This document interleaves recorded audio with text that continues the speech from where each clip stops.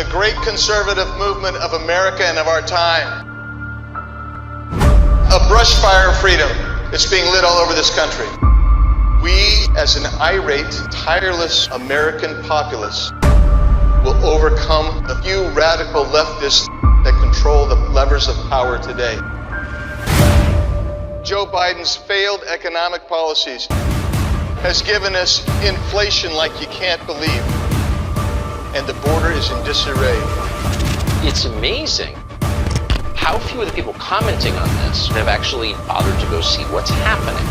Well, Congressman Andy Biggs of Arizona actually went to the border. Biggs, where's Andy? Boy, oh boy, Andy.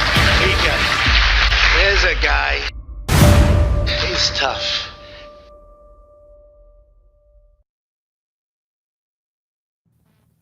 Hello, everyone. Welcome to another edition of What's the Big's Idea, my semi-regular podcast. And I'm Andy Biggs from Arizona's 5th Congressional District. And I'm smiling because I've got a good friend and just an incredible writer. I love his stuff. I love to read his stuff. I encourage you to read it. Contributes to TheBlaze's, has his own radio show, his own podcast. And I've got to tell you, I think he's just absolutely one of the best minds on the conservative side today. And when I read a piece that he wrote regarding the failure of the Silicon Valley Bank, I said, man, it's been a while since I've talked with Daniel on this type of stuff. Daniel, thanks for joining me. Daniel Horowitz, thanks for joining me. Hey, great to be with you. Too much to talk about. Yeah, absolutely. Absolutely. So I want to talk a little bit about Silicon Valley Bank. And there's some great lines that you have in here. You talk about what's the magic word here that you use? I've got venture socialism. That's it. Venture socialism. Tell us what that really means.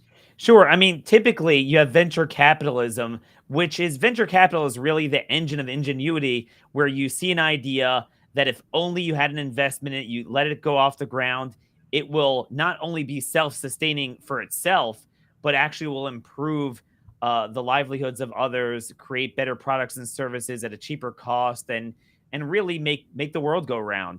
But venture socialism is when you have a product that cannot succeed in its own right, cannot fund itself, much less serve as an engine for prosperity for others, is an idea that logically is usually the opposite of safe and effective. We kind of saw that with Pfizer. It needs billions of dollars of government subsidies. It needs government to say you'll die if you don't get it, meaning just like you'll die if you don't get the shot. The planet will die if you have fossil fuels. So you have the boot of government marketing, advertising, funding something. And then even then, it can't get off the ground without near zero interest rates artificially set not by the market, but a central bank that Andrew Jackson never wanted. And that's really where we are, not just with Silicon Valley Bank, but this broader banking crisis where you have the government creating a venture for wealthy, connected, woke people for odious and inefficacious products that could never, pay their own freight. But now, in order to bail them out, they are back to the printing of money to harm people on fixed incomes, to harm people, savers and consumers. I mean, we have a pretty high baseline inflation, particularly on the things like rent and food that affect people the most. And what they did, they said, oh, it's not a bailout. It's nothing. Everything's nothing. But it turns out that what they printed about 4.7 trillion added to their balance sheet with treasuries, mortgage-backed securities.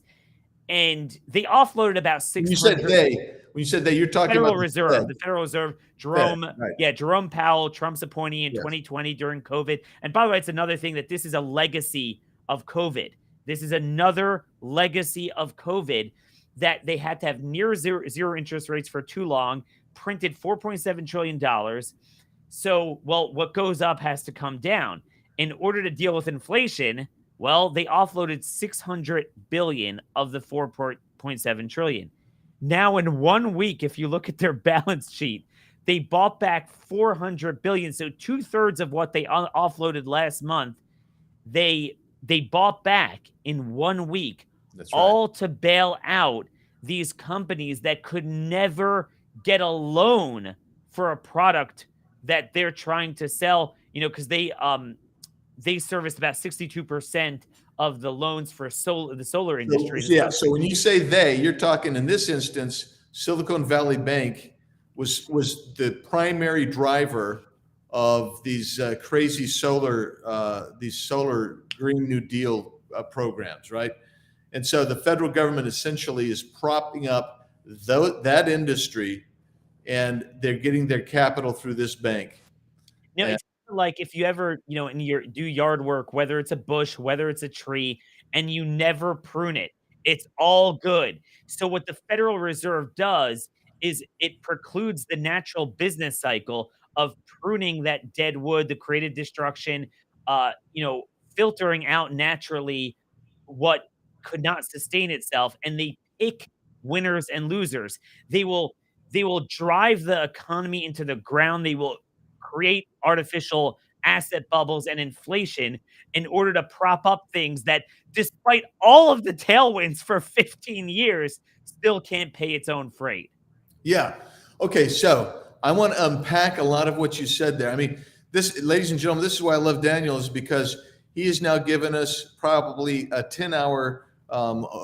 We have probably a 15-minute window to try to unpack 10 hours worth of discussion, because there's so much into what he was talking about.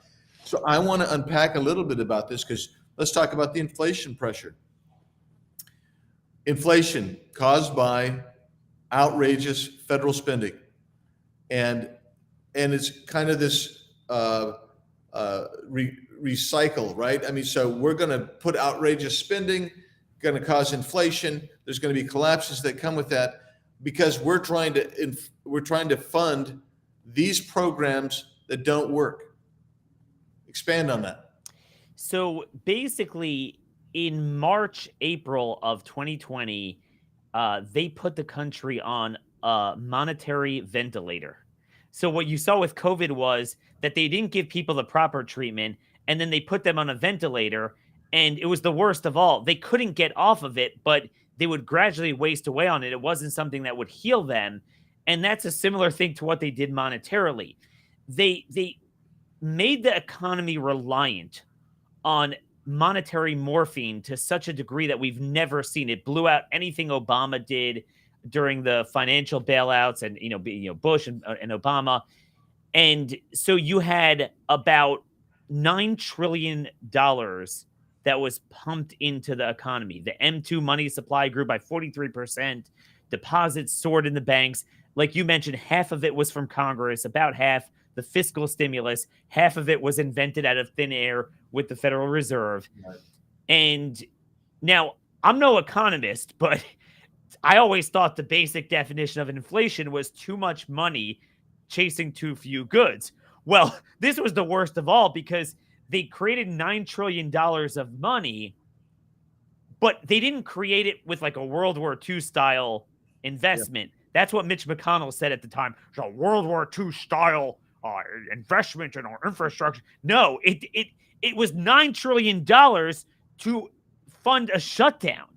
So you created this supply chain crisis that we're dealing with to this day. Fewer goods, record money, and that's why you have inflation. They say it's Biden-inflation, and yeah, he expanded on it a little bit. But dude, this was when Republicans were in power. Let's not forget that. And that's what we're suffering with to these days. So now it's a vicious cycle. They had to raise interest rates, or felt they had to, and tighten the money supply, quantitative tightening to choke off some of it. But they made them so reliant for solvency for so long on near zero interest rates, they overextended themselves based on that low interest rate. So now when they suddenly, within a half a year, take it to close to 4.5%, 5%, guess what? Now all of their assets are worth 80 cents on the dollar. Yeah, and you're talking about investors in treasury bills, and like Silicon Valley Bank that held $20 billion in T-bills, right? So what happened is the value goes down as interest rates go up, because you can get new T-bills at higher interest rates. Your bills at older rates, they go down in value, and that's what happened to Silicon Valley Bank in part. So the only way, but Silicon Valley, again, I think because they were so insolvent because of the ridiculous investments, they went down first. But we saw, Credit Suisse, which is, the only bank in Europe that I think didn't take bailouts in 2008. They were considered very sound. They crashed and they had to be bought out, but only with the help of the Swiss government, the Swiss central bank.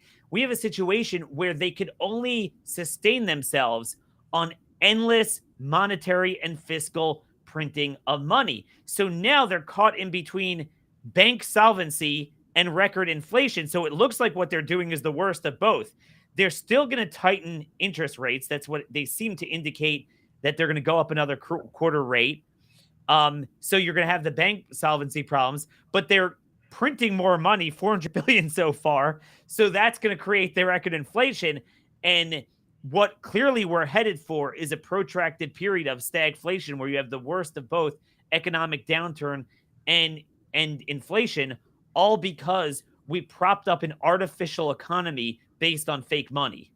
Yeah, and so when you think about it, I know when I think about it, I think a lot of things about the federal government itself putting just overspending on everything. All right, so we went from pre-COVID spending levels of $4.5 trillion a year to spending $6.1 trillion a year during COVID.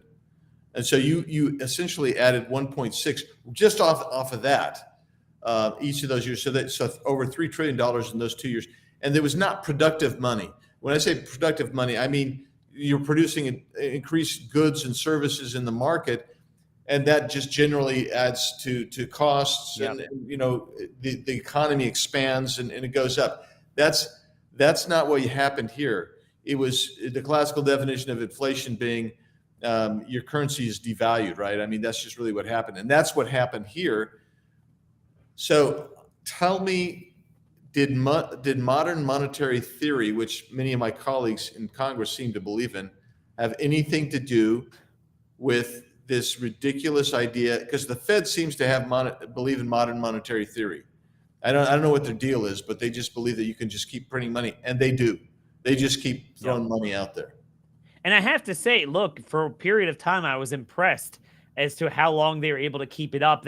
That was a way to keep, interest on the debt rather than being $1 trillion. It was, 200 to 230 billion for many, many years. And that's how the racket, and again, they harm savers, they harm consumers, all to prop up big government and their cronies. It's literally reverse wealth redistribution. In other words, the left always wanted to use fiscal policy to redistribute from, those that earned to those who didn't, but they use monetary policy to do the opposite. But COVID blew it out of the water. Right. They have no control over this. They could say what they want, but they made their decision, and they're now in a vicious spiral between record inflation, but a need to prop up the economy with constant easy money. To me, the most important single policy change we can make, and I think Mike Lee, I don't know if he has a bill on this in this Congress, but for years he did, is to repeal Humphrey Hawkins. It doesn't end the Fed, but it ends their ability to buy securities, to print money, to tinker with the economy. You just focus on a stable currency, so the market can no longer operate based on the expectation of what they will do. And guess what? That's a built-in debt ceiling, because you know what? If they can't print the money, guess what? They will have to come to the American people with crushing tax increases to do what they're doing. And that's a good thing, because I want the American people to feel the pain. If you want it, go pay for it. The Federal Reserve has obfuscated that pain for too long. Yeah, they've really put a cloud on the pain. This is one reason I've always said I don't really like a withholding tax, because for 30 plus years I've been paying quarterly taxes. So if you're a small business person, you know you're paying quarterly taxes. And what happens is when you write that check out every quarter, you feel the pain of your federal government and your state government, and it makes you more aware. But when you have withholding taxes, and a lot of people view this as a savings mechanism almost, because they're going to get a tax refund at the end of the year, not realizing that they've foregone the use of that money the entire year, and they've gotten no interest or cost or income from the use of that money from the government. So it's really an interesting phenomenon. I want to switch gears in the last few minutes that we have. Daniel, there is a piece of legislation that we're going to be voting on today, and it is called the Parental Bill of Rights. And what it does is, I get it. It tries to prohibit the woke, the transgender, the gender reaffirmation programs that go on behind parents' backs, the use of pronouns that the parents would not approve of behind parents' backs. It tries to create this transparency for parents, but it's doing it at the federal level. So it becomes a federal law, and it actually has no teeth to it. So you can't, I mean, there's nothing that would go on anyway. But what's your thoughts? Is that a federal issue per se? Do you see anything in the Constitution that allows us to get into education issues? You know, you have the legislative army, aka the Capitol Hill Police, setting up shop in the states, spying on Americans illegally. Like, there's a lot of federal things that they're doing that I think they need to rein in with federal legislation. This is not one of them. It is a little surprising. In other words, it doesn't end the tranny agenda in education. It's this kind of like transparency bill, but that's the type of bill, again, like you said, the legislatures are passing, the red states, and you need to do that. At a federal level, what they should be doing is defunding and statutorily barring all of the federal transgender programs, extirpating any mention of that licentious, disgusting grooming agenda from federal programs. Clean up the federal system. That's just, creating a whole structure of reporting. I mean, it's too clever by half. And again, I think that's a type of issue the states really need to lead on. I'll just give a plug. The Speaker of the Tennessee House just proposed a bill to explore evacuating from the entire Department of Education. They get $1.8 billion in funding, and they're trying to look for ways to fund it all on their own and just cut the mother's milk. We just don't give us anything, don't control us. I think education mainly does need to be dealt with at a state level, other than, as long as we're going to continue to have a Department of Education, just end the programs. End the programs. This bill doesn't really do that. Yeah, no, this bill doesn't do that. I give you my analysis real quick. First of all, there's nothing in the Constitution that permits the federal government to weigh in on education issues. It was historically a state and local issue until the late 70s. A lot of people don't realize that. This didn't happen. You didn't have a Department of Education until Jimmy Carter in 1979. And then, and the second thing is that I believe that when you come out with a bill like this, first of all, it doesn't do anything. It really, it's just kind of a statement bill. Yeah. It's a political statement bill. They don't want to look like they're against the alphabet soup. It's just like, we're already against that. We just like the parents. We just like the parent. We want it's. I mean, look, we talked about this at the time. The House GOP campaign kind of contract with America that they put out. It was very broad talking points, but if you drill down to it, they don't really want to go for the kill. And they don't want to look like they're fully against the affirmative action agenda, the alphabet soup agenda. So they find clever ways of saying, I'm for parental rights, notification. It doesn't really go after the heart of it. Yeah. No, I mean, and that's the point is I think you actually add legitimacy to keeping the Department of Education when you have a bill like this that, first of all, it doesn't do anything. But basically, you're operating within this warped system, and the warped system is the Department of Education itself. And there's no penalties. No funding gets taken away from you.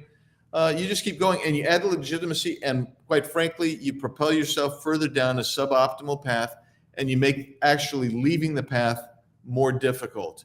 And we, in my opinion, we need to leave the path. That's why I've sponsored and others have co-sponsored bills to get us out of the Department of Education or defund it, whatever. Daniel, I hate to do this. I got to go vote. They've just called votes on the floor of the House. In fact, we're probably going to vote on this bill that you and I've been just talking about. Well, good luck on that, and you're welcome back on my show anytime. Hey, my friend, ladies and gentlemen, Daniel Horowitz. Daniel, how do they follow you on social media? Sure, at RM Conservative on Twitter. And obviously, you could follow my columns and articles at TheBlaze.com. Great. Please do. Please take a look at what Daniel's writing. You can follow me on at Rep. Andy Biggs AZ, or you can go to my site, which is biggs.house.gov. Thanks, Daniel. We'll be talking soon.